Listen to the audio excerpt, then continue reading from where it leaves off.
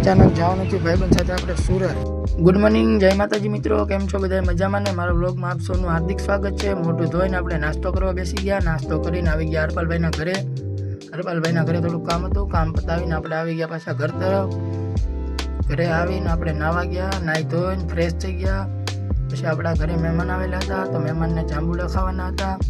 આપણે ચડી ગયા જાંબુડા ઉપર. મહેમાનને થોડાક જાંબુડા પાડી દીધા આપણે. તો કોને કોને જાંબુડા ભાવે કોમેન્ટ કરી દેજો. પછી આપણે ઉતરી ગયા નીચે આપણો મિત્ર આવેલો હતો. મિત્રને જવાનું હતું સુરત, તો એને મેકવા જવાનો છે. વિડિયો ગમે તો લાઈક શેર અને સબસ્ક્રાઇબ. આવી ગયા આપણે બસ સ્ટેશને આવીને જોયું તો બસ પણ આવી ગઈ હતી. મિત્રને બેહાડી દીધો બસમાં. તો પછી આવી ગયા આપણે સ્ટેડિયમમાં મેચ જોવા. પછી આયુષ કે હું મારી દઉં છક્કો, ને આયુષ થઈ ગયો આવો. તો આયુષ આવી ગયો તો આપણા ઘરે, ને એ વિડીયો શૂટ કરતો હતો, ને પછી હું કરતો હતો એડિટિંગ.